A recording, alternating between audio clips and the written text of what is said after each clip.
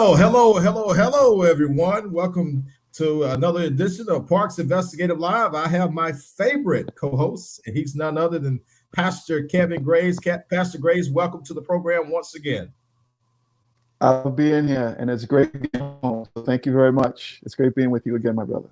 God bless you. Great, guys. Look, as I say all the time, you don't want to miss tonight's program. This is a special edition of Parks Investigative Live. We have some of the District 32 candidates that's running for the Mississippi District 32 seat. And we're going to have a debate tonight, guys. So go ahead and share this live right now. Tag someone. You don't want to miss tonight's program. As of now, we have 6 of the 9 candidates who are scheduled to come on and debate.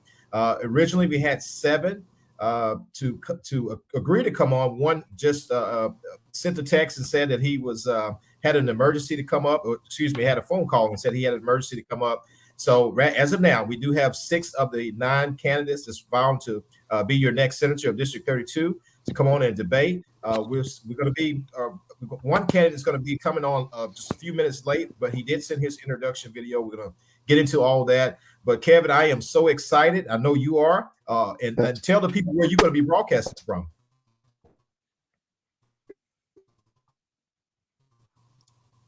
I'm from New York City, and some may even ask, well, what is my vested interest in District Mississippi?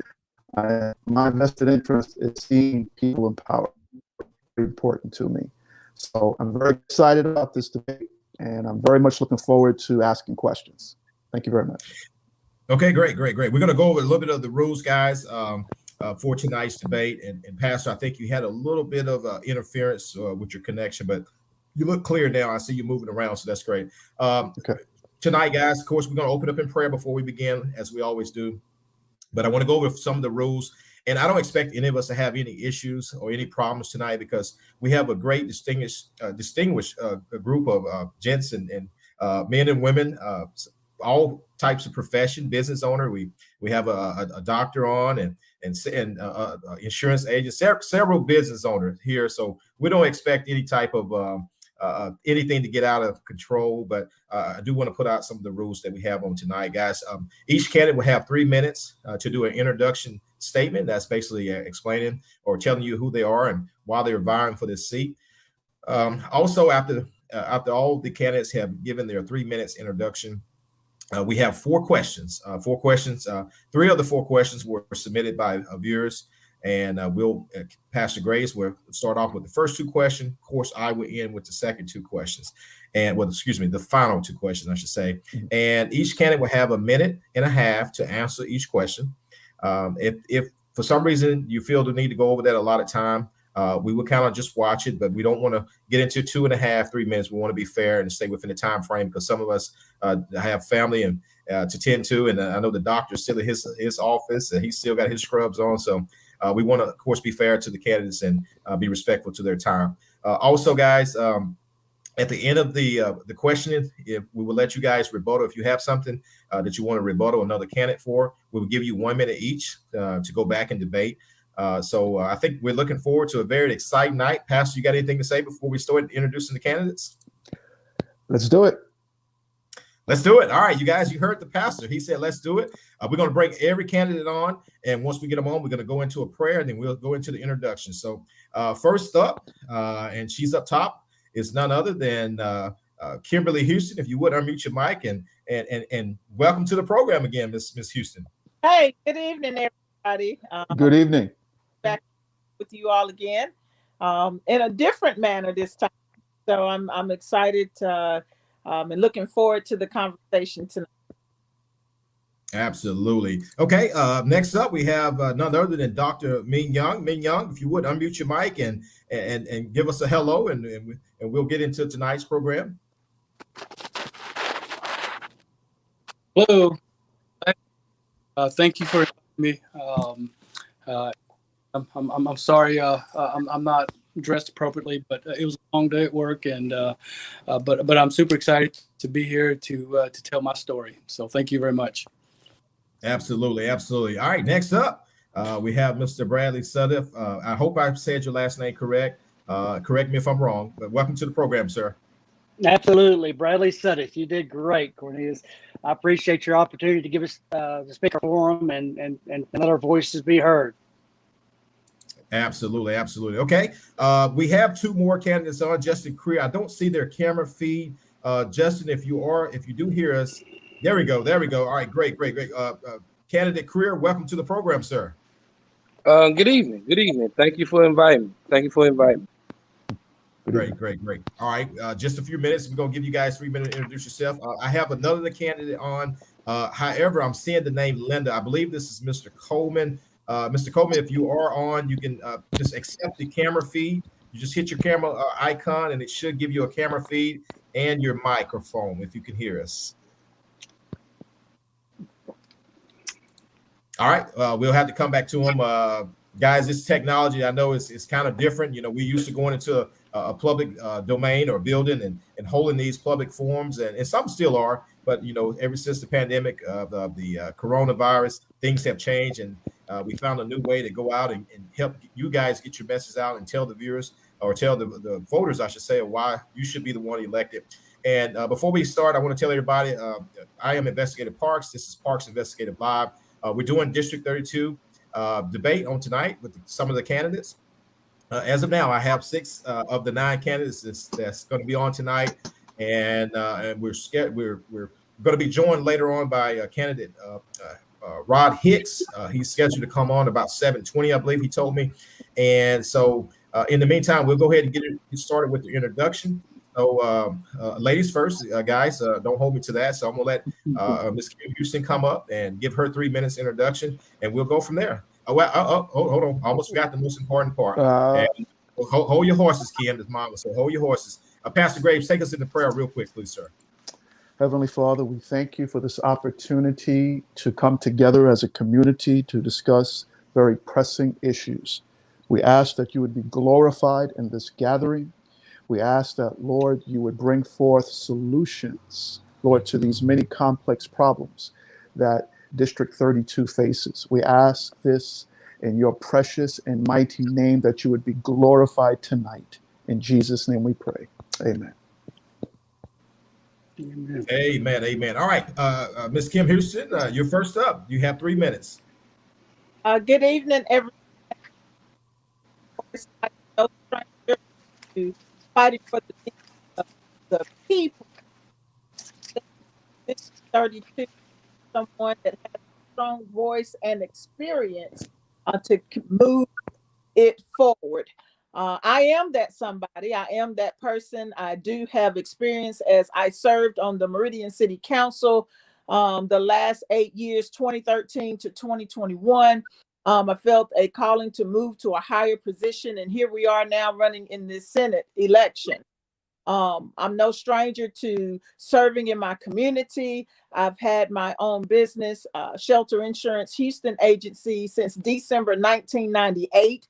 I started that agency from scratch, and the Lord has blessed us to grow it to where it is now. And some of our customers has been with us since day one. And so that speaks volume to the fact that we believe in taking care of the people that we represent. I'm no stranger to setting budgets and allocating taxpayers' dollars. I have a nonprofit organization where we work with the youth of our community, middle school girls, Sarah's Daughters Leadership Academy. The name of our organization is Upward Bound Ministries. Many of you know us from our other work that we do as far as our weekly Bible study review, our Sunday morning inspirational program that airs every Sunday morning, and just the community service and things that we do throughout the city of Meridian and some other places when called upon. My goal for running for this seat is to be visible and approachable so that you can hold me accountable. There are a lot of people running, a lot of great people are running, but at the end of the day, we have to make a decision. After tonight, after listening to this debate, after listening to what we all have to say, I hope and pray that that decision will be to vote for Kim Houston as your next senator for District 32.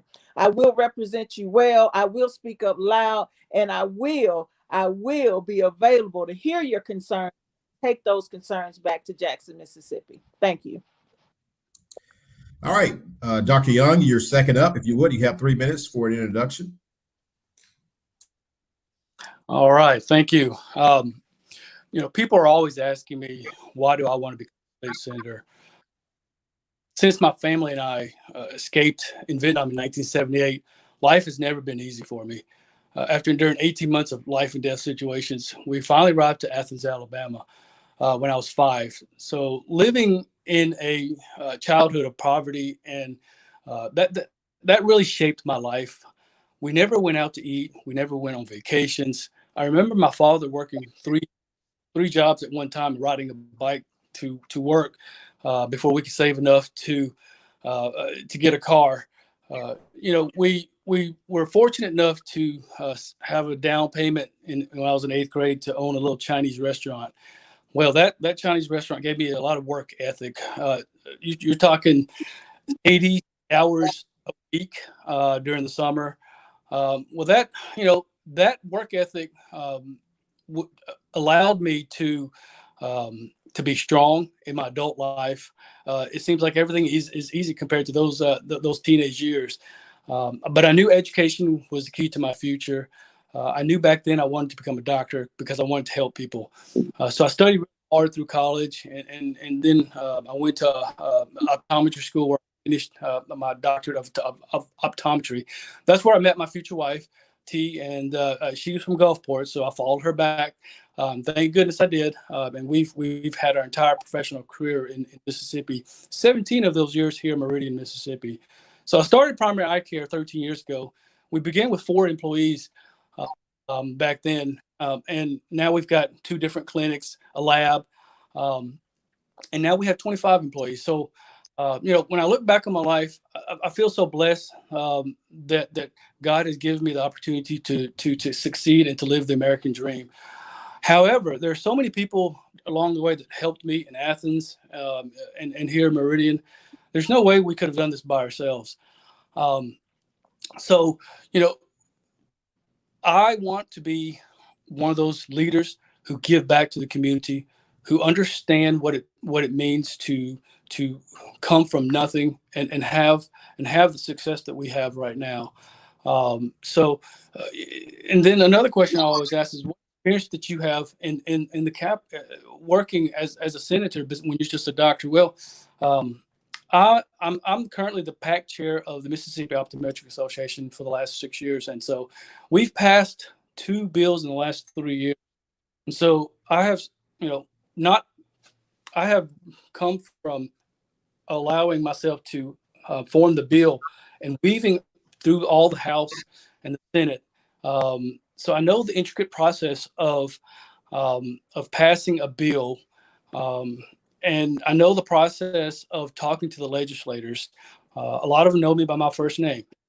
So they're very familiar with my face throughout the process of going to Jackson so many times. My experience has given me the confidence to be a state senator, to talk and communicate with both sides of the legislator. My background in my healthcare and my business gives me the knowledge to bring these bills that will help District 32 and bring in new business. I understand that education is the key to developing our children. My Christian faith gives me the shield to stay true to myself, and my work ethic gives me the drive and the endurance to get things accomplished. I will work tirelessly to make our community a better district. So that's why I want to become your next state senator. Thank you. All right, Dr. Young, thank you so much for that. Next up, Mr. Bradley Sudduth, I'm going to go ahead and bring you to the forefront. You have 3 minutes, sir. All right. Thank you, sir. I'm Bradley Sudduth, and I live in Lauderdale, Mississippi. My passion, my children, my family, and church. I became a foster parent 10 years ago. During this time, I have fostered over 19 kids. Our state is in crisis mode. We have over 3,800 kids in foster care. That's a lot. I currently have 2 of those kids. One I've had since April of 2016, and Omar, he was only supposed to be with me for 2 weeks, and he's been with me for 5.5 years. Keep in mind that false states that a child is only supposed to be in foster care system for no more than 2 years. Omar, he deserves a forever home. My other son, he has been with me since February 2017. What I'm saying is adoption is one of those ways that we can help lower the numbers. I've adopted 3 children. My kids' ages are 10, yes, 10, 10, and 10. I have 3 10-year-olds. I have a 12-year-old, and I have a 13-year-old. But mental health is a huge crisis in our state of Mississippi. You may not know this, but 1 in 5 people in Mississippi deal with some sort of mental issue, anxiety being the main one. Prison reform. We have 17,000 inmates. We have the second highest inmate population per capita in the United States. We spend over $19,000 per inmate per year. Mental health is a huge issue in prisons. A person who suffers from mental retardation, dementia, etc., doesn't even have the capacity to understand why they're even there. I had some just tell me that let them rot. That's harsh. How you treat the lows of lows in society tells a lot about who you are. And we're better than that. Our district 32 has lost 10% of its population over the last 10 years. People say, well, why? Well, it's a lack of jobs, a lack of opportunity. I want my kids to have the opportunity to want to stay in Mississippi. So education, trade schools, the government working with big business, get to the workforce ready for tomorrow's job. Our District 32 matters. Our families and communities matter. I will be that voice. I want to be your next state senator. All right, thank you so much for that, Mr. Bradley. And I see we have Justin Creon. I got his camera feed. So, sir, you have 3 minutes for introduction. Good evening.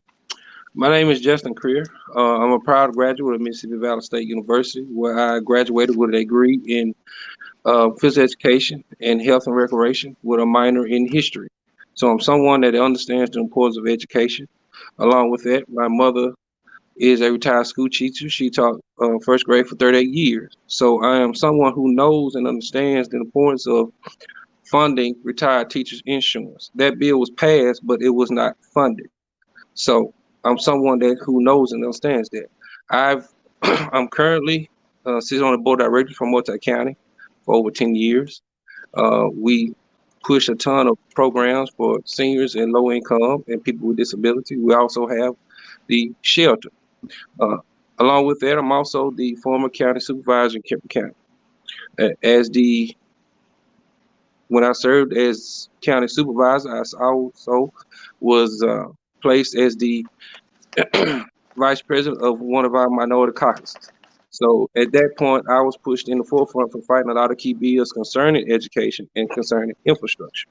Now, keep in mind, I wasn't just fighting in the legislators. I was fighting alongside legislators. There's a big difference. I have those key relationships that's needed to be successful with this Senate 32. It makes a big difference when you have those key relationships. I am someone who's been to Washington, D.C.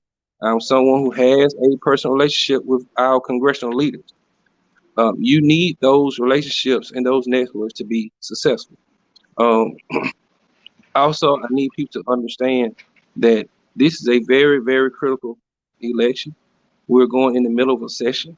We need seasoned leadership that knows and understands fully what the Senate does. We need someone that knows and understands that you need to get on those key committees. Normally, it takes several terms to get on those key committees, but with the relationship that I have with key leadership across the Star State, I feel that I will be able to get on several key committees. Along with that, I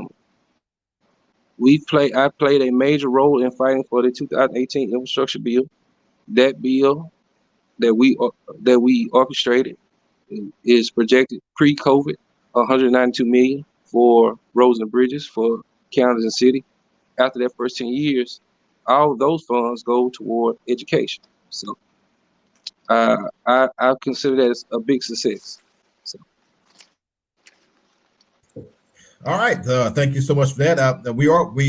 We're finally joined by candidate W.J. Coleman. If you would, Mr. Coleman, if you would unmute your mic, and I'll bring you on to the live screen, and we'll go from there. You have 3 minutes for an introduction, sir. Yes, W.J. Coleman from Louisville, Mississippi. Born and reared in Louisville. Academically, my background is Mary Holmes College in West Point, where I received a degree in theology. Charisma University, which I've done much undergrad and graduate work, education. My MDiv, which is Master of Divinity, and a Doctor of Philosophy and Theology, and also in higher ed, MDiv, Master's in Education. My years in the ministry range from age 15 up to this present time. So as the political side and involved in the community of my early years up to now. I've dealt with everyone from Ray Mavis to Musgrove, both Republican and Democrat on both sides of the aisles. I've always been involved in the political world, in the communities, and other communities in other cities as well. When there's something of importance, of a problem with law enforcement, or whatever the situation may be, I have always tried to be involved and give a positive position and try to unite people and come to one page and resolving their problems. That's something that has always been concerning me. Sitting down and talking and try to reason and find the best solutions that resolve problems for all persons, regardless of who they are, from whence they come. All right. Thank you guys so much for that. I do have a video. We want to excuse Mr. Rod Hicks' tardiness. He did send his introduction video. We'll play that real quick. After we play that, we'll get into tonight's question. So stand by, guys. Good evening. I'm Attorney Rod Hickman, a candidate for Senate District 32 in the special election on November the 2nd. First, just a little bit about myself. I'm born and raised in this district. I was born and raised in Sugar Lock, Mississippi, and I currently reside in Sugar Lock, Mississippi. I'm a practicing attorney in Macon, Mississippi, and a founding partner of Hickman Funding, PLLC, with offices both here in Macon, Mississippi, and in Oxford, Mississippi. I'm also the first African-American county prosecutor in Knoxville County, and I also serve as an adjunct pre-law professor at Tougaloo College and Mississippi University for Women. Our campaign is a campaign where we want you to help us to reimagine District 32 and ultimately reimagine Mississippi. The question we ask our supporters are, can you even imagine a Mississippi with a thriving healthcare system, a Mississippi with a top education system, a Mississippi leading the way in infrastructure innovation, or a Mississippi where every Mississippi has access to the resources necessary to become successful. That is what our team can imagine, and that is the Mississippi we want to bring to you. All right, guys. So far, that was 6 of the 9 candidates that have given their introduction. So without delaying it any further, we're going to get into tonight's questioning. Again, guys, I know Mr. Coleman came on just a few minutes late. You're gonna have 1.5 minutes to answer each question, and try to stay within that time frame. Of course, I'm not going to be rude and interrupt you, but just if you got the solo screen and I take it back to this screen right here, was multiple, all of us is on here, that's letting you know you're kind of getting over your time frame without me. That's the indirect notice without me directly just saying, hey guys, you're running over. So if you would, and I think we lost Brad's feed. Okay, there we go. We have Brad on. So if you would just stay within that minute and a half time frame. And so again, guys, for those who are just now joining, you're watching Parks Investigative Live. I'm your host, Investigative Parks. My co-host is to my right on the screen, Pastor Kevin Graves. Wave at everybody, Pastor Graves. And guys, we're going to go to just a quick break for those who are just now joining, and then we'll be back for the questions. Pastor Graves, you got the first 2 questions. I will post them on the screen for the viewers. So stand by just a quick moment, guys. We'll be back on.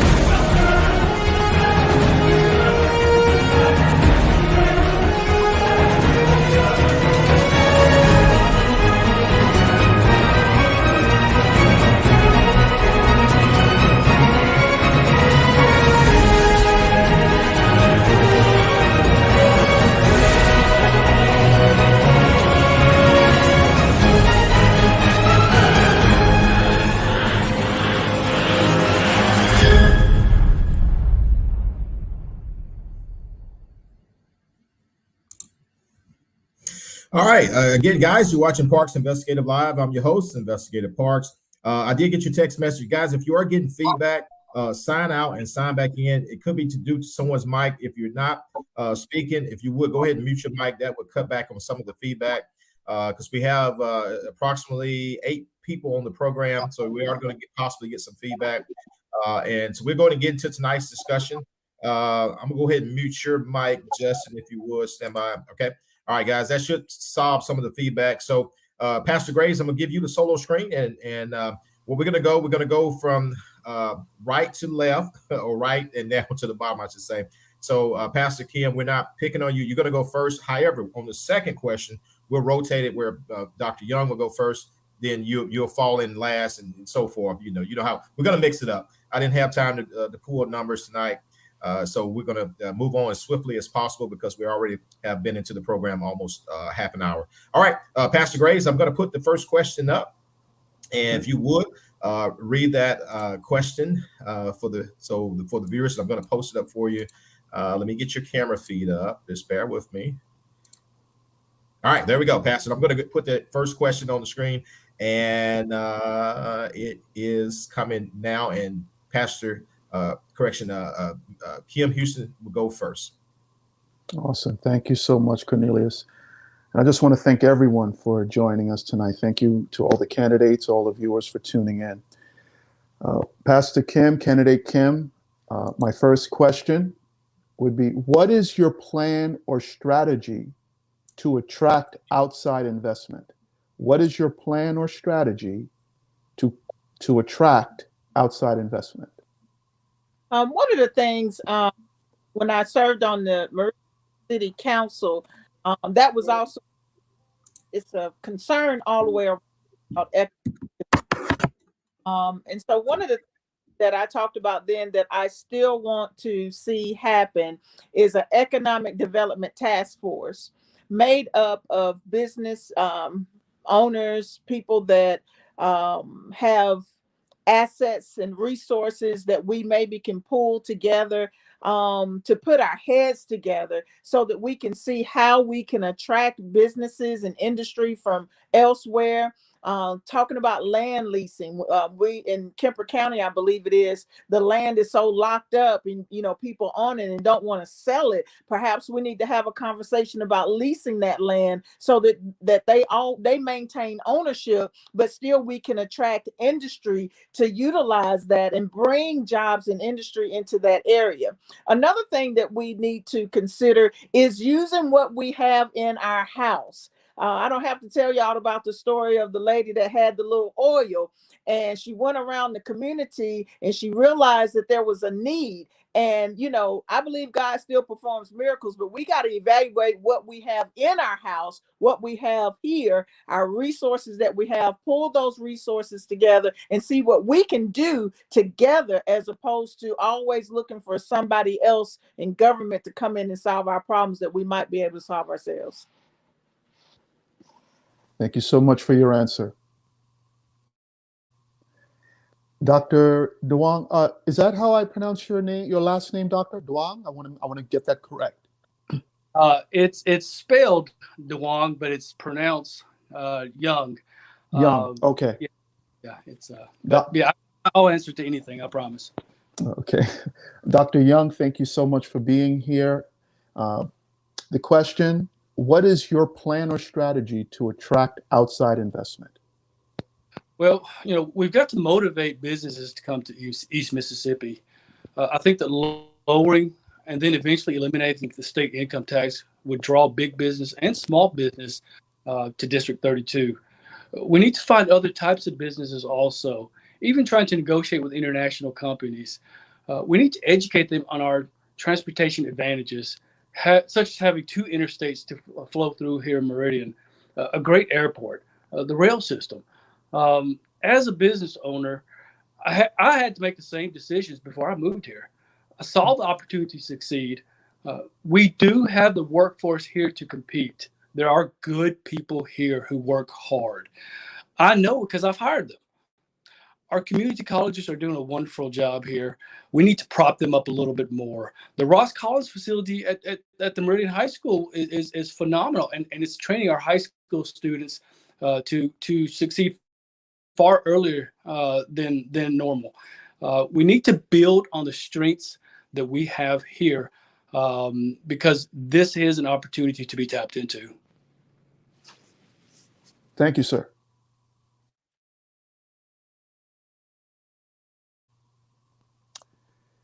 Candidate Sadhu? Can you hear me, sir? Oh, yeah. Yes, Awesome. yes, thank you. Yes, the same question. What is your plan or strategy to attract outside investment? Great question. I yield back. I invest in our kids. Education is most important. When we set our children up for success, not everyone is meant to go to a four-year college. So working with junior colleges, high schools for trade skills for tomorrow's jobs, setting up grant opportunities for investment for new homes and neighborhoods to give our District 32 an attractive quality of life, work with corporations for job skills that they're seeking. We have to invest in our people here. Thank you.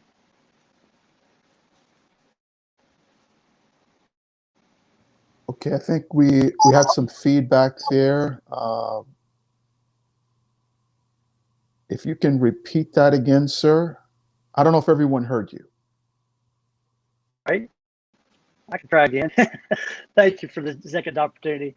Well, by investing in our children, education is one of the most important when we set our children up for success. Not everyone is meant to go to a four-year college. So working with geologists or high schools for trade skills for tomorrow's jobs. We can set up grant opportunities for investment for new homes, neighborhoods. If we're not building new homes, don't have the population to want to keep moving into our District 32, what do we have? We need to give 32 an attractive quality of life. We need to work with corporations along with government for jobs that they're seeking want from our county. We need to invest in our people. Thank you, sir.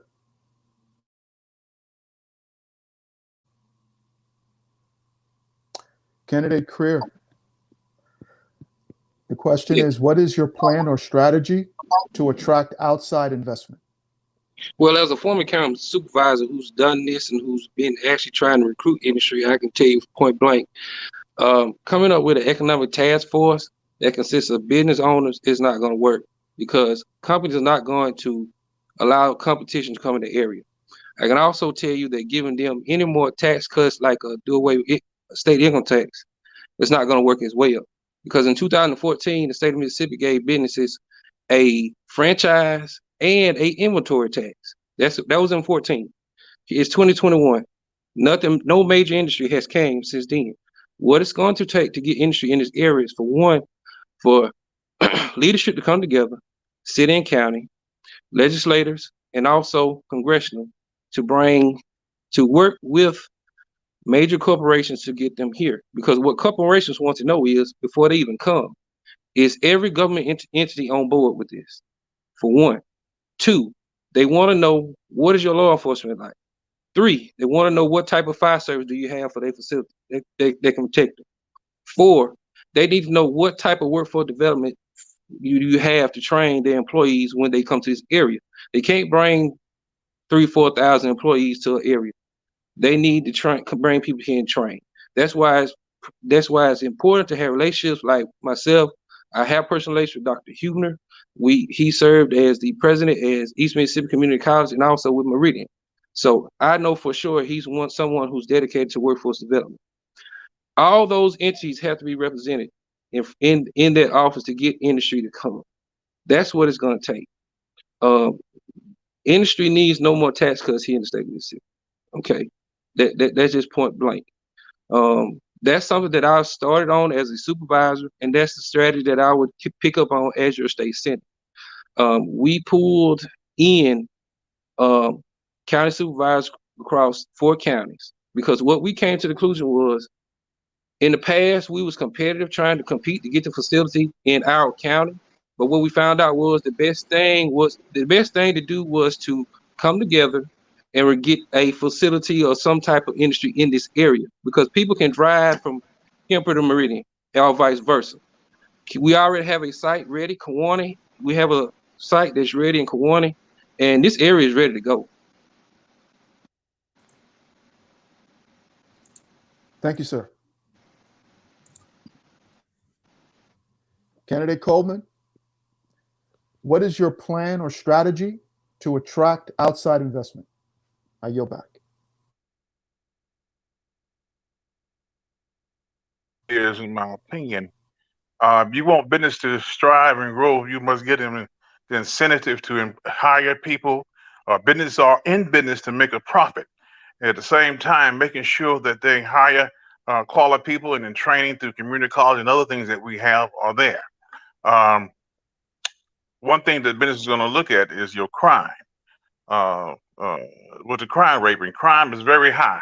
You see murder and etc. all the time, and no one is saying anything. You don't hear anything from the leaderships or no one. And we have to make a stand and unite, work against crime, work with law enforcement. And as far as the business concerned, we got to take care of Mississippi business that we already have established to make sure they have what they need to expand and grow and hire more people and get trained people working through the community colleges and go forth. You take care of home first, then you spread out, because you got to have something to attract. And then you take care of those businesses that are already established, then you look elsewhere. Thank you, sir. All right, guys, we're going to move to question 2, and we're going to start in reverse order. So, Mr. Coleman, you will be up first, and give me just a second to post question 2 up for Pastor Graves, and we will post it up now. And Mr. Coleman, you have the honors of going first. Pastor, you can take it over. Candidate Coleman, the question is, what is your plan to narrow the achievement gap between rich and poor? Or what is your plan to empower those that feel marginalized or disenfranchised? Let me repeat that again for you. What is your plan to narrow the achievement gap between rich and poor? Or what is your plan to empower those that feel marginalized or disenfranchised? I yield back. Well, good question, but think about it. Academia is more important, but everybody, again, you have to look at not meant to go to college. Okay, so whatever skills out there, because I think Mississippi need what, 1,000 truck drivers, and only 500 they have per year, so it come 500 short. So whatever meet skills that meet the needs of the people, what they can handle, where it's manufacturing jobs, etc. Now, you cannot necessarily change a person's mind or heart the way they think. That's a personal self motivation, but you need to have things there to offer an individual. Now, when the one prepare themselves and for the workforce and etc., this is a motivation. But then, but closing the gap, I think is going to be a personal ordeal. A person putting their efforts forth to be positive, be constructive, to be an asset to their communities. All this is very important. Thank you, sir.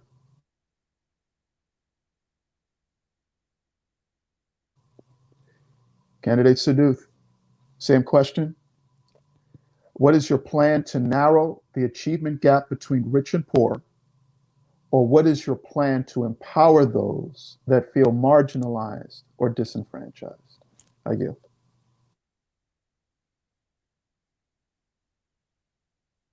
You're muted. Candidate Saduth, we can't hear you. Oh, sorry, I had it on mute. Okay. One of the biggest opportunities that we can give folks is job skills, grants for minority business startups, to give them the opportunity to work with business, small business, any type of business that's going to help find success for our District 32, trade schools, etc. Also, mental health is a huge crisis in our state. A lot of folks don't believe that health is real, but by providing that funding, for this alone could help tens of thousands of people to get into a workforce and give them an edge and bring them a hand up in life. This help from children to prisoners and prison inmates and those in between. We're in a crisis in our state. And once we recognize that there is an issue, we can start dealing with all the other things also. Thank you. Thank you, sir.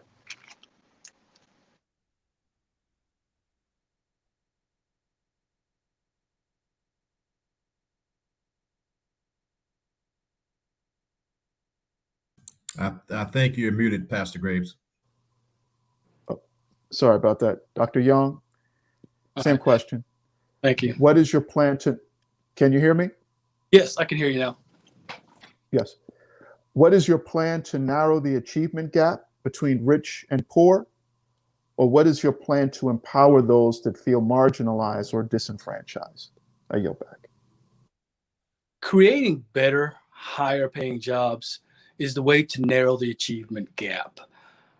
I understand what it feels like to have nothing. My entire childhood, I was on Medicaid, but I knew that hard work and education was the way out of poverty. That's what my parents instilled in me. We saved every dollar that we had, and we were we're the definition of poor. So we have to understand that education is the key. Now, not necessarily education in a 4-year college, but education like in trade school, things that the MCC is instilling in our youth.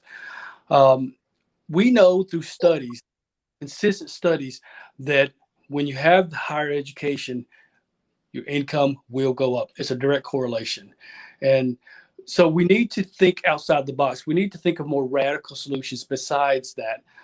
So it's my goal is to work with the teachers, the superintendents, the principals of the schools to get better ideas and to collaborate and communicate with the leaders in the community.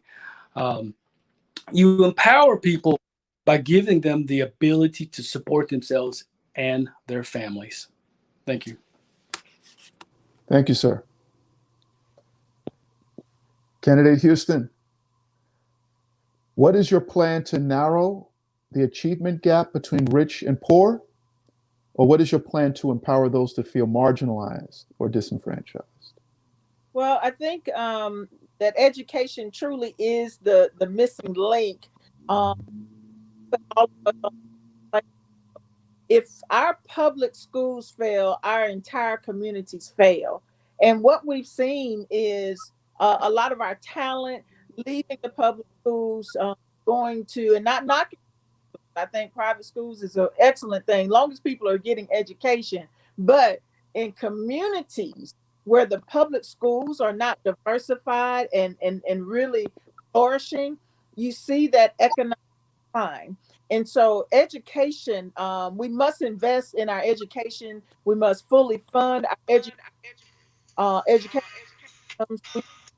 We are investing in our community colleges. And I would like to see certain classes offered back. Candidate Houston? Yes? We're having some difficulty hearing you. She's coming through fine, that Pastor. again, please. Pastor, she's coming through fine. It may be on your okay. end. Carry on, Candidate Houston. And so investing in our colleges, public schools, and then I would love to see us bring back to public schools vocational classes. We used to call it SHOP, and home economics, and even some moral character classes.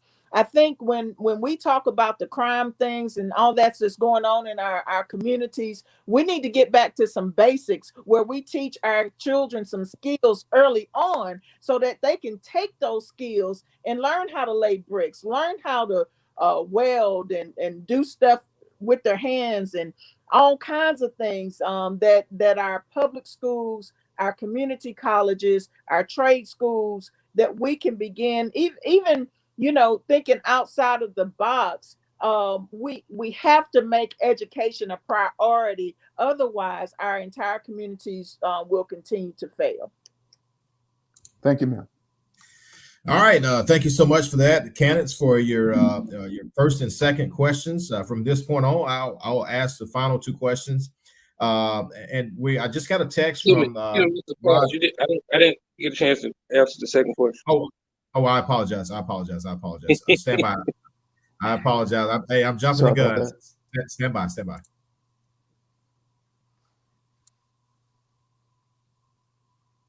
Pastor Graves, you can carry on with the second question for candidate career.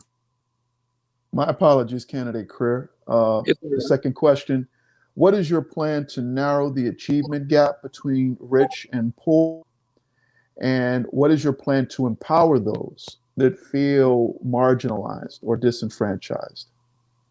Well, first of all, we're talking about a state level. So on a state level, are we only able to impact on a local level? And on a local level, I would resort to similar to what we was doing when I was county supervisor in Kemper.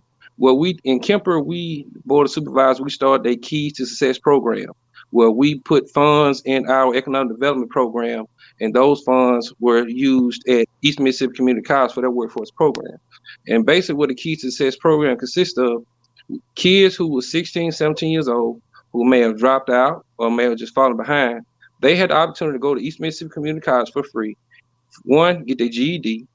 Two, once they finish getting their GED, they would take 2 basic classes on work etiquette, communication, how to dress, being on time. Once they complete those 3 classes, they was able to go directly into a workforce program, whether it be CNA, carpentry, lineman class, welding. Those are the programs that are needed to bridge this gap. But the problem is the information is not getting out. We still have young people who are not aware of these programs that these junior colleges offer. So my main mission would be to bridge the gap between the high schools and the junior colleges, because these kids need to know they need to know that they had this opportunity by 9th grade and not the last semester of their senior year. So we need to bridge that gap and let these kids understand that they have options. Also, as a firefighter, a lot of kids are not aware of the careers that they have in fire service. So that's one of the missions that I've personally been on, trying to get kids to understand, there's careers in fire services.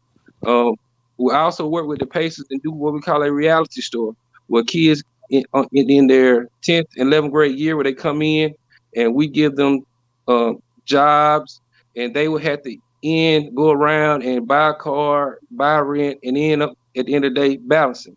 These are the programs that need to get children to understand the importance of choosing a career and being successful. Thank you, sir. All right, Pastor Gray, we had I see Rod Hickman. We have our 6th candidate. If you would, you can just go through question 2 with Mr. Hickman. Mr. Hickman, if you would, unmute your mic, and we're going to bring you onto the solo screen, and that way we'll post up question 2 for you, sir. Candidate Hickman, God bless you, and thank you for joining us tonight. Thank you so much. Thank you for having me. Question 2 is, what is your plan to narrow the achievement gap between rich and poor? Or what is your plan to empower those that feel marginalized or disenfranchised? Let me repeat that again since you're just joining us. What is your plan to narrow the achievement gap between rich and poor? And what is your plan to empower those that feel marginalized or disenfranchised? I yield back. Thank you so much. I think that is a very complex question, and I think it would take a while for us to completely deal with this question and answer it completely. But one of the main things I say is that District 32 and Mississippi in general, our greatest resources are the people that we have. And I think we have to invest in the people in District 32. I think I came in on the tail end of some other candidates. And I think one of the main things that we need to be able to do is make sure that we're investing in our education, because education is where we start to stop that gap. I also think that we need to take a look at how we are dealing with the issue of minimum wage. That's one of the main things that's going to take to narrow this achievement gap. I think I was looking at a statistic the other day that says that people who are wealthy, of course, they just continue to get wealthy, and people who are poor, who are marginalized, they tend to stay at the same direction, and they don't have upward mobility as easy as groups who are already in that in that frame. And so I think that one of the main things we're going to have to do is we're going to have to invest in our education. We're also going to have to invest in training programs. One of the things that, you know, companies or in our industries are looking at when they're coming to an area, they're looking at how trained are the people in that area. And again, as I stated at the beginning of this, our greatest resource within District 32 are the people of District 32. And so we've got to figure out ways to invest in the people of District 32 and make sure that we can, that every person in District 32 has the tools necessary to become successful in whatever their craft, passion, or desires are. And I think that's the way that we begin the process of closing this gap. And we begin the process of investing in people who feel marginalized, and in most cases, who are marginalized. Thank you, sir. All right, guys. Those are the first two questions. And again, Mr. Hickman, thank you for joining us. I know we excuse your tardiness because you had a previous obligation. We have two more questions, guys. Look, we've been on the program almost an hour, so we want to kind of speed up the program because I know you guys got things to do. We got two questions. Just remember, stay within that time frame of 1.5 minutes of answering your questions. And I'll go ahead and post up question 3. And we'll start out this time first. We'll go with Dr. Young. You'll be first up, and we'll go in that order after Dr. Young. Stand by. I'm gonna post up question 3. And guys, if you're just now tuning in, you're watching Parks Investigative Live. I'm your host, Investigative Parks. My co-host, he shifted over a little bit, but it's Pastor Kevin Graves. He'll wave his hand for us. Kevin Graves is broadcasting live from New York. And which boroughs of New York, Pastor Graves? The Bronx, New York. Bronx, New York. Pastor Yes, Graves sir. has assisted me in a couple of these debates. We did the Meridian, Mississippi mayoral debate back in March, which was a tremendous success here locally. Yes. It was such a success that TOK decided they want to run a story on it and didn't even call me for an interview. But hey, I'm fine with that. So, but guys, if you would please share this live, tag someone. If you want to hear from your candidates of District 32, this is your opportunity right now. And it's fair for me to say this.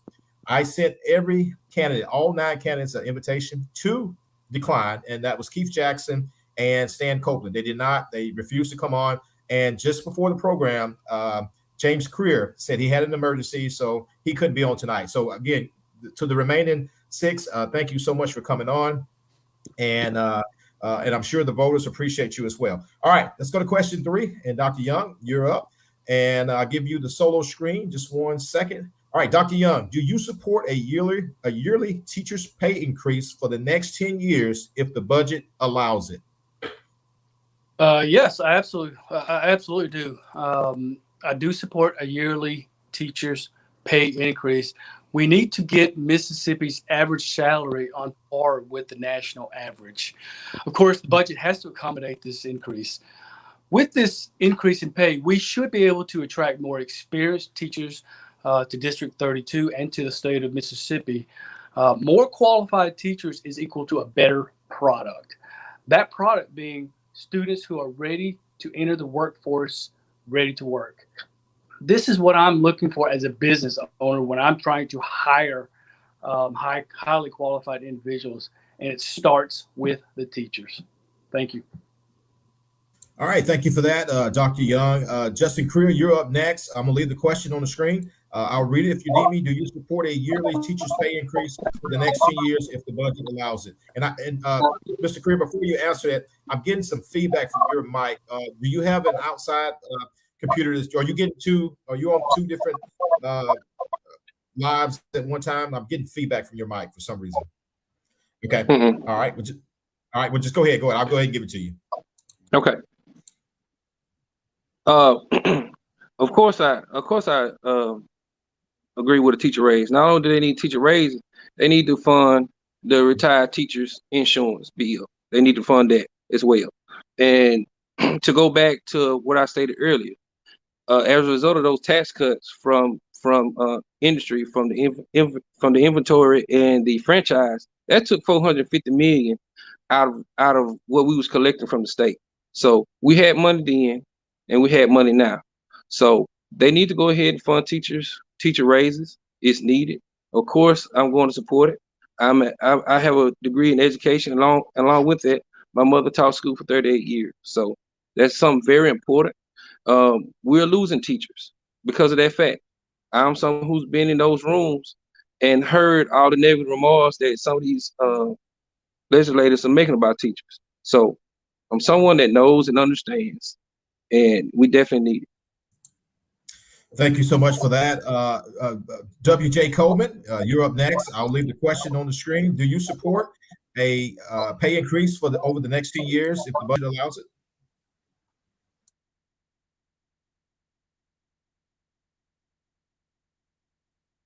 He might be muted. Pastor Coleman, if you would, unmute your mic. We're not hearing your feed. Unmute your mic, Pastor, and come again.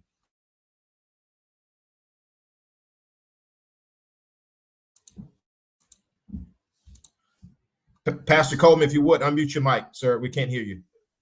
Can you hear me now? Yeah, go ahead and start that over because Yes, we didn't hear you at all. Okay. Yes, I support teachers' pay raises, but I also support more accountability in our educational system and all state agencies, because a lot of money has been wasted. A lot of things have been done, which has been misappropriating money with the Department of Health. When you have people that living in $1 million homes getting Medicaid, there's a problem. When you look at these agencies that what money is being wasted is a problem. So we need more accountability. So pay raises are good, but we need to be more accountable on how the monies are spent, to whom get it. The taxpayers' money need to be more watched on being spent. The agencies need to be more watched careful. That's one thing. And I know a minute is not too much to really answer these questions properly, but accountability in all agencies is very important, because the monies are there, but where are the monies going? Teachers need the money. Is it going to the schools? Is it going for the student? What's going on? More accountability. All right. Thank you so much for that. If you will, I'm going to go ahead and mute your mic. And Mr. Hickman, you are up next, and I'll leave the question up for you, sir. I think that the caveat, if the budget supports or if the budget allows, should actually be taken out. I think that we absolutely have to make sure that our budget supports teachers getting raises. We are the lowest paid of any state around us for first-year teachers, and District 32 hurts the most from that. Well, one of the districts that hurts the most from that, because we're right on the border of other states, and so we lose our most qualified and best teachers are going to other states because they can receive greater pay. And so I think that, again, not only do I support it, but I think we have to find ways to find it in the budget to make sure that our teachers are getting a raise that they desperately need, because we can't pay them what they deserve, but we can pay them a living and working wage. And outside of that, I'll just add, we also need to make sure that we adequately fund education, period. That we make sure that teachers' classrooms are properly funded and they're getting the resources they need to be great teachers and to educate the future of Mississippi in District 32. Thank you. Thank you so much for that. Bradley, you're up next. Same question. Do you support a yearly teacher's pay increase for the next 10 years if the budget allows it? Absolutely. Both my brothers and my stepmother are school teachers. Actually, my stepmother's a retired teacher from Louisville, Mississippi. In order to keep and attract teachers, we must pay them at least what our neighboring states are getting paid. Sometimes I know that some of our school districts are able to pay just because they're not as attractive for teachers to come to, and that is one of the ways that we can do is always create opportunities to bring attraction to what District 32 is. For whatever it takes to get Mississippi teachers to the level that is acceptable and beyond, because our children matter. All right. Next up, Minister Kim Houston. Forgive me, maybe I'm prophesying. You may be going to take over that church one day, but if you would, same question. Do you support a yearly teacher's pay increase for the next 10 years if the budget allows it? All right.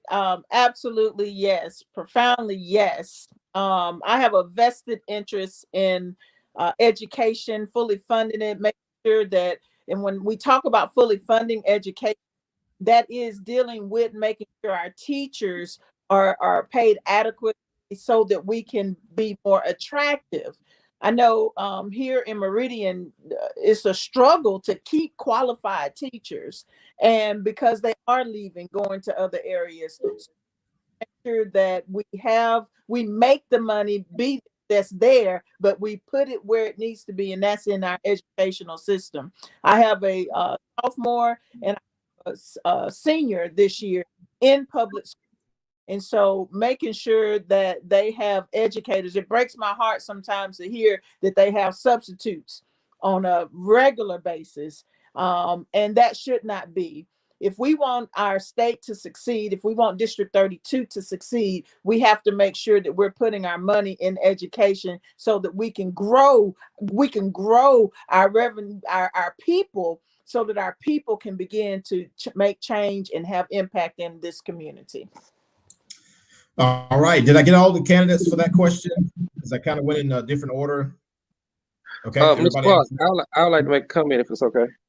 Yeah, actually, at the end of the after the fourth question, you can go back and we're going to give you a minute at the end to rebuttal anything another candidate has to say or to add on. So, if you would, we'll save that to the end. Just write your question out so you won't forget it. And okay. I want to say, if my memory serves me correct, all of you guys have agreed to possibly give to support a teacher pay raise over the next 10 years. So now, whoever wins this seat, we're going to hold you accountable to that, because I'm not a teacher. However, I'm a school resource officer for the Meridian High School here in Meridian, and I hear the struggles of the teachers. I know the cry out for more pay, and those teachers go through a lot, not just here in Meridian. I'm not singling Meridian out, but across the state.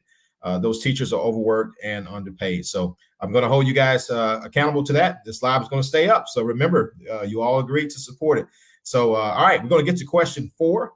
And I'm going to post it up on the screen. I'll go ahead and read it now. It says, what qualifications or experiences do you have to make you the best choice for District 32? I'm going to start back at my top. Kim Houston, if you don't mind, I'm going to start with you first. All right. No stranger to fighting for the people. It is a passion of mine, and I want to use my strong voice. I don't mind speaking up and speaking out. I can articulate well, and I have the experience from my time on the Meridian City Council. We were able to build relationships both on a state and local level. I know how to set a budget. I know how to allocate our taxpayers' dollars. I have a vested interest in the welfare of our community, including our schools, our senior citizens, economic development. I want my kids to have a reason to stay in Mississippi instead of always talking about leaving Mississippi. And I have a passion for people that's real. I will be available to be in Jackson. I think that is very important. We can elect someone, but if they don't have the time, effort, energy to really serve in that position, we need to make sure that you look at that. I will be available to be in Jackson, serving the people who elected me, speaking up for things that we all want to see become better, and using this strong voice that God gave me to make a difference and make an impact in our communities. Thank you. Thank you so much for that, candidate Houston. W.J. Coleman, you're up next. Same question. Unmute your mic if you don't mind, please. Earlier, we talked about an introduction about academia, but my thing is being honest, being fair, being real, and giving your best. I want to be a true servant. I have mentioned this.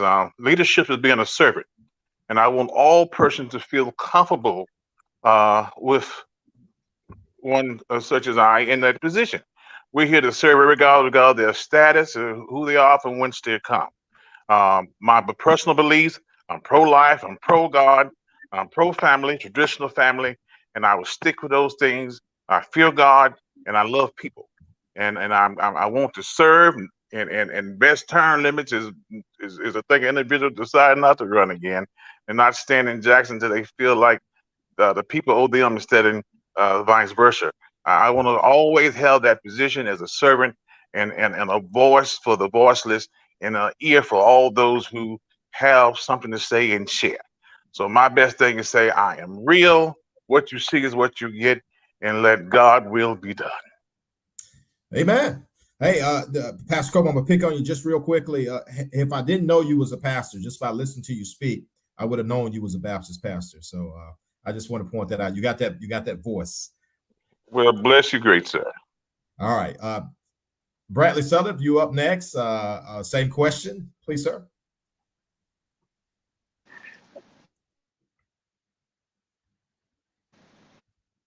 Oh, there he goes.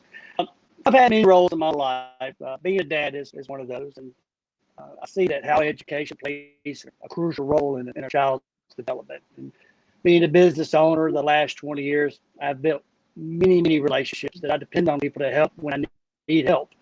I don't know it all. I wish I did, but one of the great things about being an effective leader is knowing to ask when I need help, what I need to do. And that is the wisdom that I will seek when needed. I will not be just a yes, no vote person. I really want to be a lawmaker. I want to be somebody that's going to have a voice for our district and get a good, positive change for our community. It really matters when we do something that's going to create positive change in our life. And that's what I'm going to be. I will be a strong voice for our District 32. Okay. Mr. Rod Hickman, if you would, same question, please, sir. So qualifications and experience. First, I am a practicing attorney, and I think that we all understand that one of the main things that the Senate does, the chambers, they do is they make laws. And so I think it's important to be able to understand the law, what makes a good law, the difference that an and an or can make in a law. I think that's very important. And as a practicing attorney, I know that. As a prosecutor, I have been able to see real life and up close and personal the struggles of our criminal justice system. I've also been able to reform somewhat our criminal justice system here in Knoxville County. And as a youth court prosecutor, I've been able to see what our young people are undertaking and what we need to cut them off at the rift there and do those things. Also, as a parent and a professor, I know the struggles of education. I'm an adjunct law professor at both Tougaloo College and Mississippi University for Women. And I know when a student comes in who has been prepared from their K through 12 education when they haven't been. So I know the struggles there. And so all of these things make up, I think in the aggregate, they make me the best candidate for Senate District 32. And I think both my qualification, my experience mixed together, you can't go wrong. So on November the 2nd, vote Rod Hickman for Senate District 32. Thank you. All right. Thank you so much for that, Mr. Hickman. Dr. Young, you're up next. Same question, sir. Okay. I know how to create jobs. I have 25 highly skilled people whom I've employed in District 32. I know how to run a multi-million-dollar company efficiently. You have to be able to read and understand profit and loss statements, expense reports, budgeting, forward projections. The government is a business, a big business. You have to be able to think outside the box to decrease the expenses, increase profits. I would put that same type of business work ethic to the Senate level. I'm a doctor, so I'm very familiar with how the healthcare system works. Since I started my own clinic from scratch, I was forced to learn every single aspect of the healthcare business model. This includes insurance, drugs, pharmaceuticals, privacy rules. We deal on a daily basis with Mississippi Medicaid. 30% of the state budget, $2 billion, is allocated toward our Medicaid programs. So I'm able to better navigate through the rules and procedures than the average person. There is simply not enough healthcare expertise in the legislature.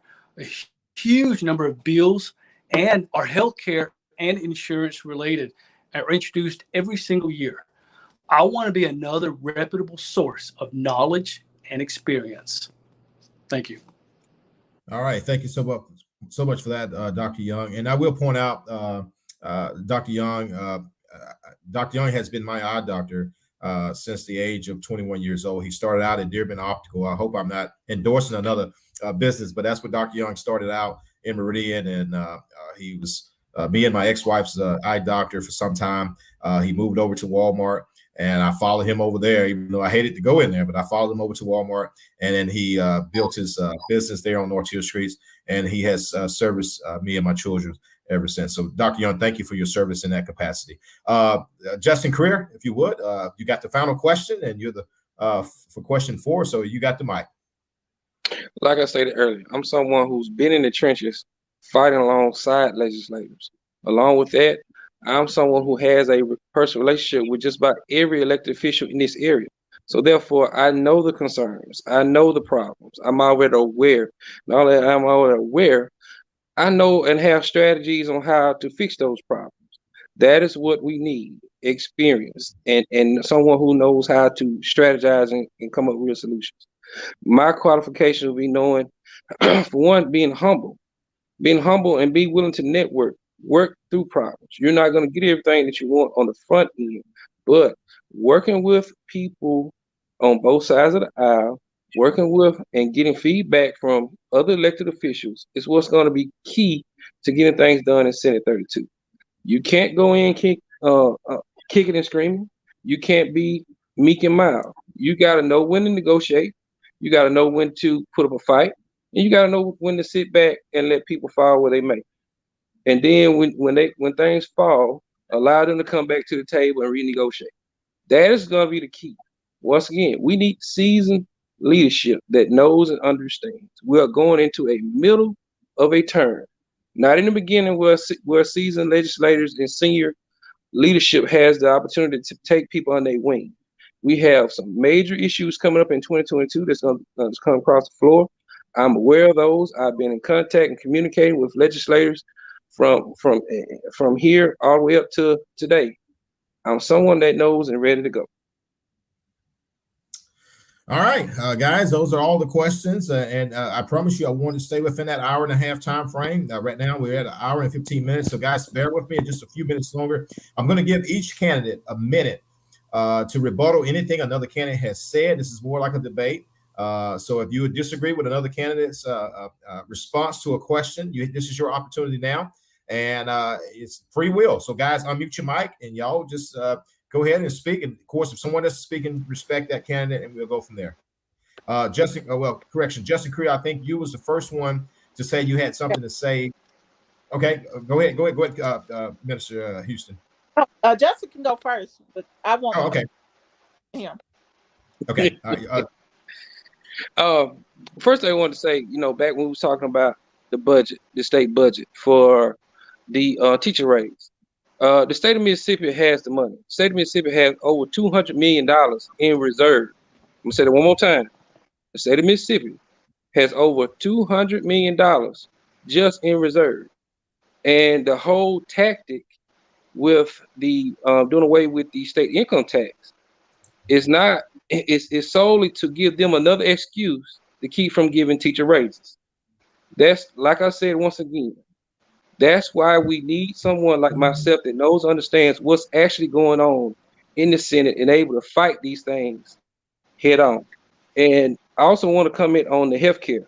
The doctor made a few good points about healthcare. Well, as a county supervisor, I know and understand that currently our state is holding up the Affordable Health Care Act and coming into the state. That is killing our rural hospitals. And it's quite simple. If you let the Affordable Health Care Act and state federal money come in, that will help healthcare all the way around. We'll be able to put over 250,000 people just on Medicaid. So right now, the uninsured everybody knows uninsured is what's killing our small hospitals. If you allow those funds to come in, that will help us tremendously in healthcare and keep the emergency rooms of our rural hospitals open. Because think about it, if we lose our hospital in Kemp, we're back to traveling 40 and 50 miles to Meridian. Everybody don't have that kind of time to make it. So that's my 2 cents. All right, go ahead, Kim Houston. All right, so I wanted to, there was a comment made about the economic development task force would not work. It will work, and it's not just going to be made up of business owners. I said that because we only have whatever. I am a business owner, been one for almost 24 years now, and I'm not afraid to talk with other insurance agents. I'm not afraid to invite other people to the table. Those open-minded kind of individuals are who we need at the table in order to make something happen. If you're of the mindset that I don't want my competition in on the conversation, that's why Mississippi is struggling right now, because it's I. It's got to be we, because when we pull our together, the business owners, leaders, the entrepreneurs, the visionaries, that's when we can win. We can't win with the mindset that and encouraging folks, you stay on your side, I stay on my side. We got to have an economic development task force so we can put our minds, our resources, and put the people. The people have to be part of the conversation. And the people are the ones who own the businesses. The people are the ones that's going to be out there working. And the people are the ones who have the ideas that can offer the game-changing information that we need to make sure we move District 32 forward as it relates to economics. All right. Anybody want to rebuttal? Okay, go ahead, Bradley. I saw your hand first. Unmute your mic. Yeah. On state sales or state income tax, I don't think that's a good idea to get rid of that, because how do we replace that? Do we raise our sales tax 2.5% like Tennessee does, or like it's been proposed in our state legislature, or do we add more property taxes to the person who owns their own home? Mississippi has a 72% home ownership, the 8th highest in the United States. Why would we want to put more burden on people when it's already a low burden for our own state income tax? Gas tax is another way states get their revenue when they don't have a state income tax. I think it would hurt working folks more than it would help to get rid of it. Okay, let me point out this real quick. Dr. Young, I'm going to give you, you're up next. Let me just say this. A comment came in. It says, what gives a state the jurisdiction to delay federal legislation? Neither one of you are in the state governments. I don't know how that question will be answered. Stand by. I'm going to get back to that question. But Dr. Young, you raise your hand. You unmute your mic and go ahead. You can rebuttal. Well, you would have to figure out a way to have a net zero process. If you eliminate the sales, it would be a tiered procedure. Remember, the reason we would do it, those big corporations are what drives money. We don't have a whole lot of that in Mississippi. That's why Tennessee has a lot of that. That's why that's why Texas has a lot of that. That's why Florida has a lot of that. So if you did the research on these states, that's where the big business comes in. So yes, you're right. We cannot just take away the income. You have to figure out a way to have it net neutral. So yes, one of the proposals that they're hashing out in the legislature right now to allow that process to occur is to increase the sales tax on non-essential products. And yet we could still decrease grocery tax by half of what it is right now. So most people would not be affected in tremendous amount when we get these, when we get a higher tax on, say, a 1.5% or 2%. All right, guys, if you would, if you're not speaking, mute your mics. I'm getting feedback. Anybody want to rebuttal before we go on? Yeah, I would. Just to tie in on that conversation, I think one of the things we have to consider when we talk about eliminating the individual income tax in Mississippi, that is the most equitable tax that we have.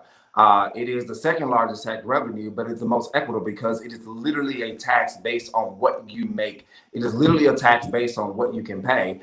Dr. Young talked about states like Florida and Texas. These states have natural resources. They have other industries that they can pull from that Mississippi does not have. And we also have to think about the people who are going to be affected. If we take away individual income taxes and then we replace it with any other tax that is, again, not equitable, it's the only equitable tax because you're going to affect people who are on fixed income. You're going to affect lower wage earning people. And at the crux of it, you're going to have a greater divide between the achievement gap that we just talked about when it comes to socioeconomic status. And so when we talk about, I don't think any business looks at a state and say, oh, I'm going to move to that state because they have individual income taxes or because they don't have individual income taxes. That is just not a thing.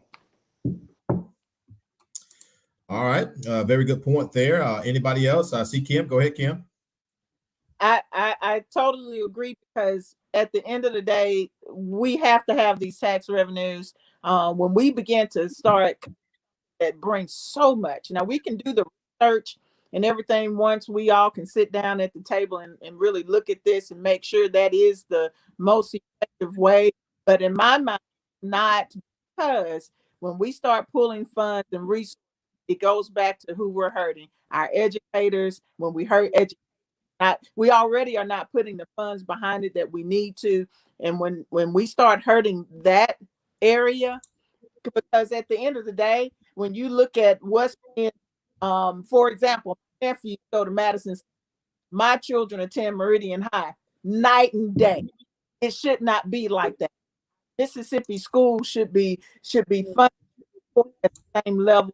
And when we start talking about things without really knowing where the other resources come from, it sets us up to fail. All right. Since we're on that subject, guys, look, and I know we're right at an hour and 20 minutes, and I promise you, anywhere from an hour and a half, we'll get you guys out of there. I promise you. And Pastor Graves, I'm gonna let you give your final thought as always, and then we're gonna end it in prayer, guys. So please bear with me. And of course, you guys want to be public servants, so you gotta. This is part of it, spending time in politics. And so, bear with me. I promise you, I'm not gonna take long. I got kids in the other room that I told to be real quiet while I'm on this live, and they're babysitting my 2 Boston Terriers. So, so far so good. So I'm gonna hurry up. I promise you guys. I want to play a video clip, and I was debating should I play this or not, but this really bothered me. And however, let me just say this: we're still in the middle of a pandemic. We all know this. The Delta variant. However, the numbers are improving in Mississippi. But just a couple weeks ago, Mississippi was leading the nation with the highest cases of the Delta variant virus per capita. And I said that to say this: if you guys follow the local, or not the local, if you follow some of the national news such as CNN, NSBC, our governor did an interview with Jake Tapper on CNN, and I don't know if you guys saw that. Nod your head if you did or didn't. I was embarrassed by what the governor was trying to defend when the question was asked. I want to play this clip because I want to ask each one of y'all, what do you think about this clip here? Stand by. 2020, it was the Sun Belt states that saw the initial surge from the Delta variant. It started, the first state that I saw seeing upticks was Missouri, and then it was Arkansas, and then it was Louisiana, and now it's Mississippi. Our surge went from less than 100 cases per day in Mississippi to 3,600, much like what happened in the country of Israel, like what happened in the country of Great Britain and in England. We saw a very quick spike, and now we're seeing a very quick decline in the total number of cases. We spiked at about 3,600. We're now half of that in our state. As you know, right. Unfortunately, fatalities is a lagging indicator when it comes to the virus. It is a lagging indicator. And so timing has as much to do with that statistic that you used as anything else. As we see in 2021, what occurred in 2020 as the Delta variant moves around the country, and it's going to happen. The president wants you to believe that the Delta variant is only affecting Republicans in red states. Change anything? That's just not true. That is not a fact. That is just not true. And so what you're going to see. Mr. Governor, my point is this: you compared yourself to Israel. The Delta variant is going to continue to move around the country, and you're going to see fatalities rise in other states. And so here's what we need to focus on, Jake. Okay, let's focus. But my on question this. is, what are you going to do to change this? The best thing for Americans to do to protect themselves from the virus, and again, we believe in personal responsibility. Individual Americans and individual Mississippians so you're not going to change anything. Make good decisions to take care of themselves.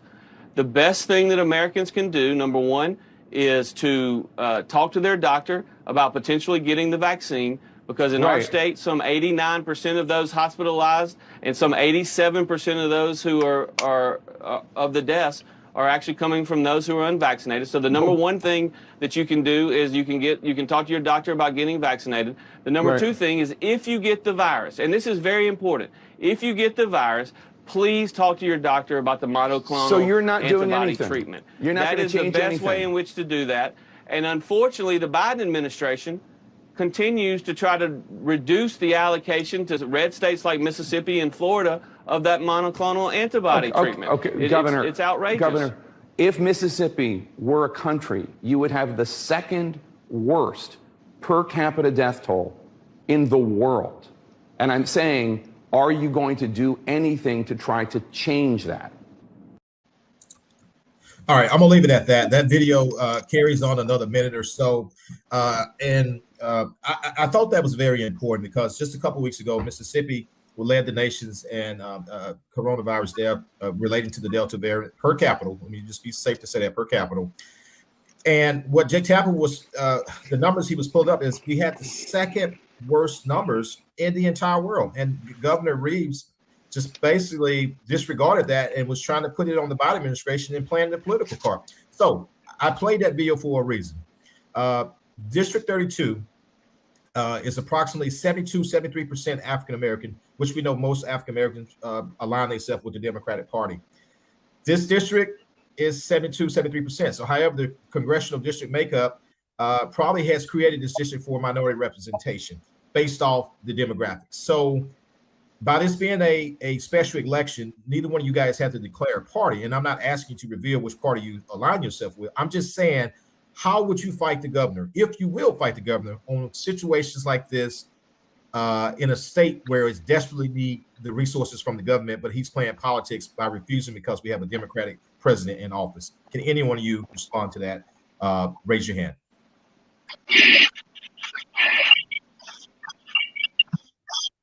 Go ahead, Justin. Look, first of all, I work with Tate in the past. Me and Tate is on first name basis. Honestly, I would set Tate to the side and just say, hey, this is what we need to do. For our state. And surprising sometimes we need just pull our leaders aside. This is the wrong direction. Okay. If that doesn't work, you would pull them in among some of their own. And with their own party members and say, this is something you're hurting the state. So that would be the first approach. Sometimes we have to look at the bigger picture and not the party line. We're in a situation in states across the country that we're not doing what's best for the people. We're simply just staying loyal to our party. And it's time out for that. So that would be my approach to our government. That sounds good. With all due respect, Justin, that sounds good. But people were dying, or still is dying, and that's not a good enough answer for me. But I appreciate your response, Rod. I see you clicking your mic. Go ahead. You have the mic, sir. Yeah, I think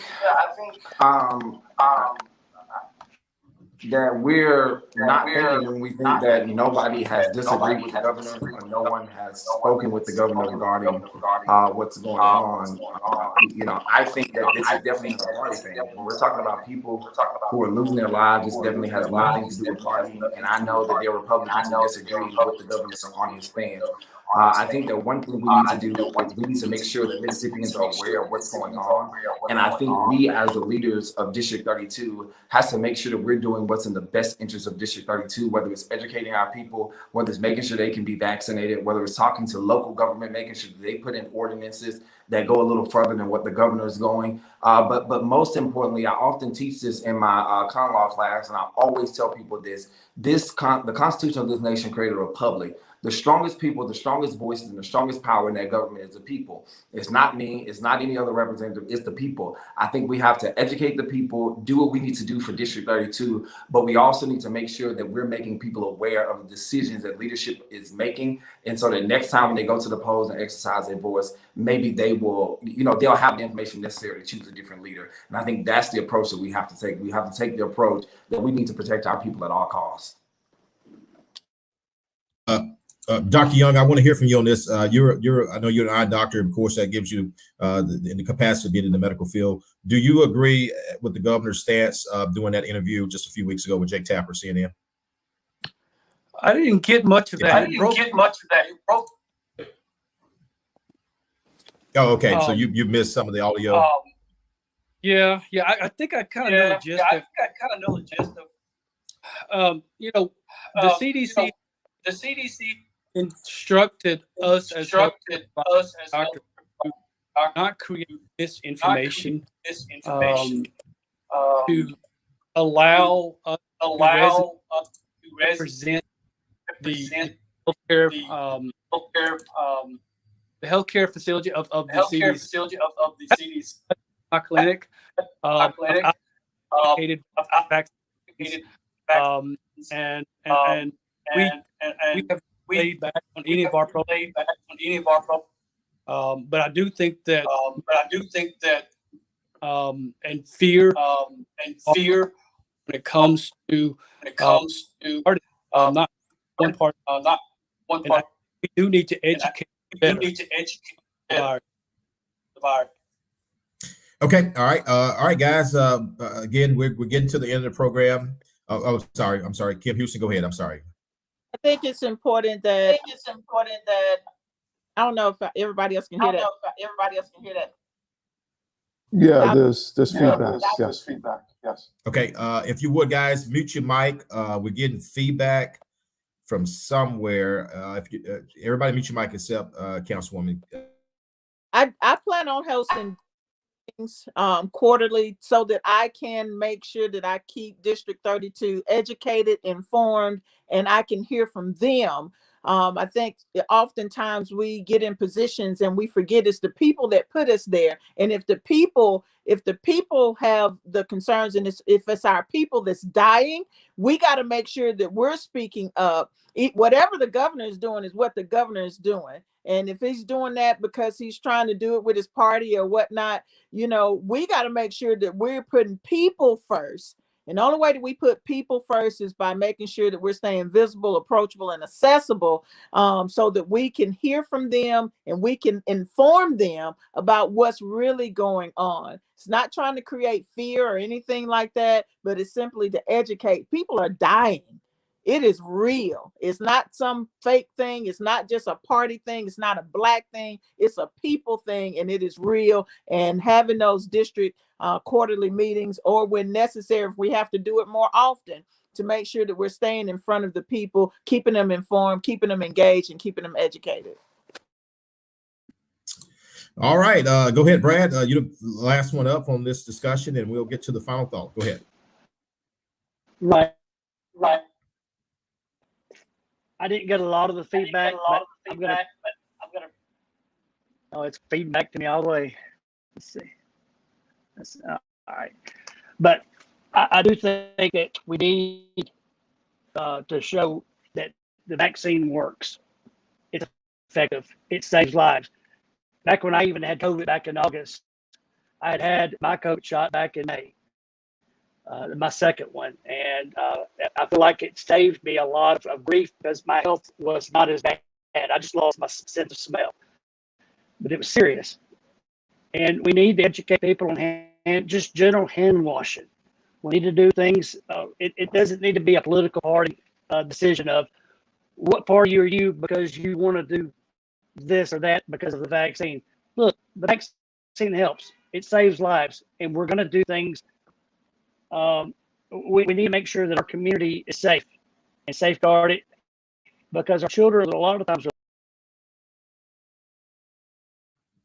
Okay, I think we lost his feed. Okay, guys. Again, I got kids walking back and forth, giving me the mean eye, and I know you guys got businesses to tend to tomorrow. And the doctor, he's still in his scrub. So look, let's give one final thought. Let's give 1 minute to each candidate, and let's give that final thought.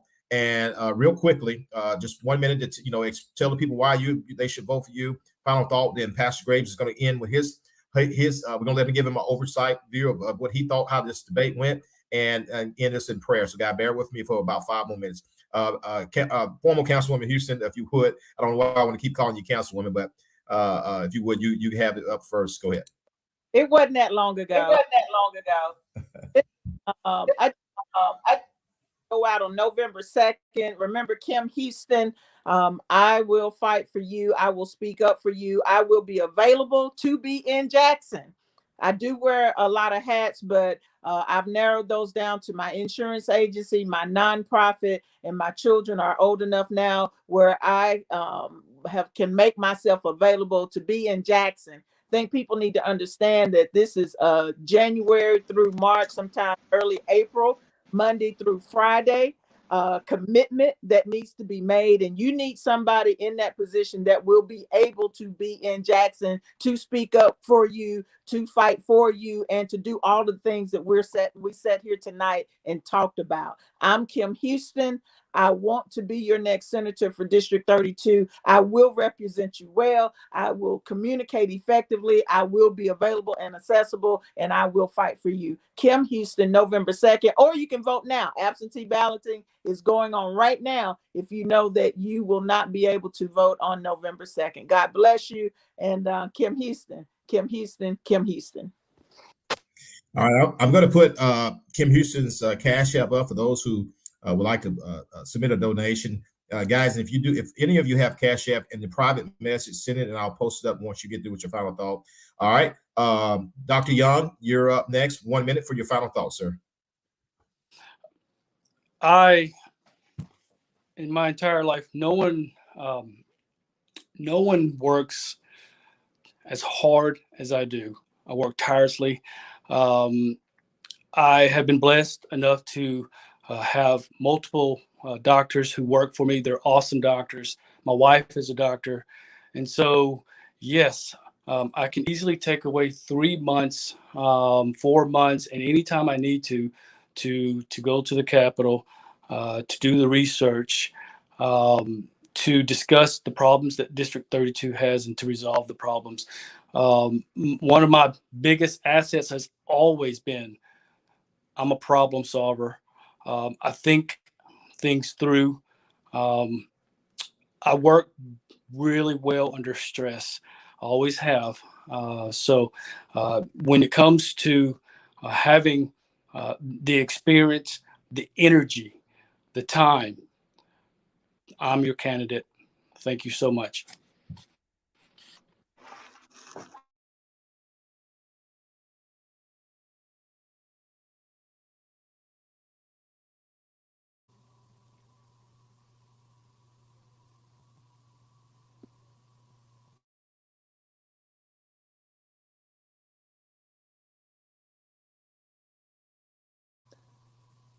Cornelius, we can't hear you.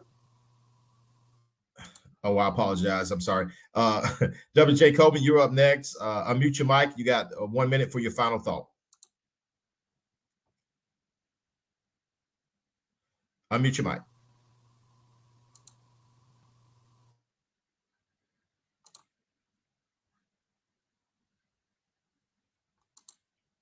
All right, we'll come back to Mr. Coleman. He's having some microphone issues. Mr. Suddeth, you're up next, sir. 1 minute for final thought. Thank you. A vote for me, Bradley Suddeth, will give a voice for children, education, and jobs. I'm a person that will listen to our district, even when the conversation is hard. I love Mississippi. I want our District 32 to be a shining example of what a district is supposed to be. Vote Bradley Joseph Suddeth, November 2nd. Thank you. All right, Mr. Hicks, if you would, unmute your mic. Minute for your final thought, sir. Hey, again, I'm Rod Hickman, and I'm a candidate for Senate District 32. I have done my absolute best to get to every area of District 32. I have been in every county. I've tried to make it to every neighborhood. I want to meet each and every one of you because, again, this race is about the people. I want you guys to help us together to reimagine Mississippi, reimagine District 32, and let's reshape the future of our district. So on November the 2nd, together, let's reimagine Mississippi. Vote Rod Hickman for Senate District 32, and we're going to take District 32 to number one. Thank you, sir, for that. All right, guys, I think everyone, I lost Mr. Coleman's feed. I think everyone has given their final thought. We also lost Mr. Creer's feed. So, Pastor Graves, real quickly, because, guys, we are almost approaching an hour and 45 minutes. Real quickly, because I think everybody's trying to get out of here real quickly. If you would give us about a minute of what you saw on tonight with the debate and some advice, and then we'll take us out in prayer, please, sir. It was a privilege being here, number one. And I had the opportunity to take some notes, to hear from every candidate. And what I'm seeing as far as this panel is America. I see a diversity of color and culture. And these candidates are the face of America. This is what America looks like. America is black, white, Hispanic, Asian, Native American. It is a melting pot.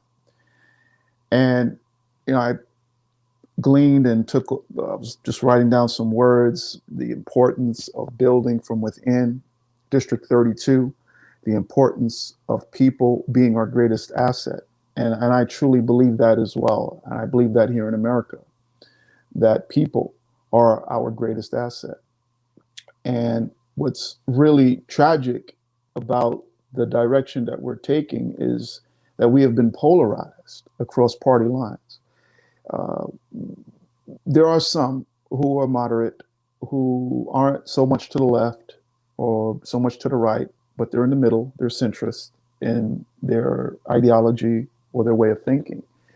And I know for me, I represent, and I would love to speak to candidates who truly want to make a difference in their state and in this country for that matter.